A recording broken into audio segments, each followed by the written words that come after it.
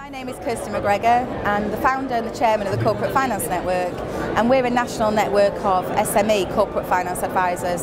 Well, a business should start thinking about exit years in advance of actually intending to get out. And I know a lot of accountants say this, and exit planning and grooming a business for sale is something that business owners know about and they understand, but they never do.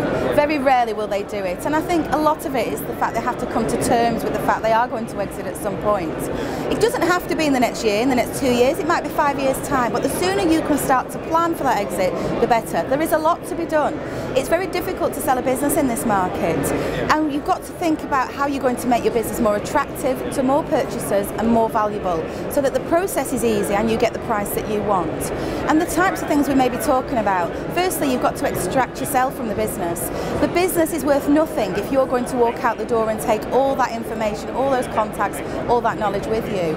And secondly, you've got to think about your business structure and what you actually do in that business. It's much easier to sell a niche business than it is to sell a business that does a whole range of different activities, because we'll know exactly who to sell that niche business to. So there may be some major changes in what that business does, and that can take years. And you've got to look at your management team, your systems, and make sure it stands on its own 2 feet as a company. So, 3 years, 4 years is not unusual. The longer the better. There isn't one answer to valuing a business.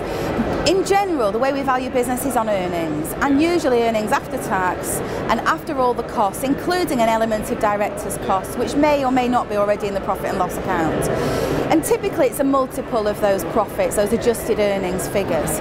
Now, if I was to give a broad brush answer to this, I would say that maybe 5, 6, 7 years ago, typical multiples for typical SMEs were between 3 and 5 times profits.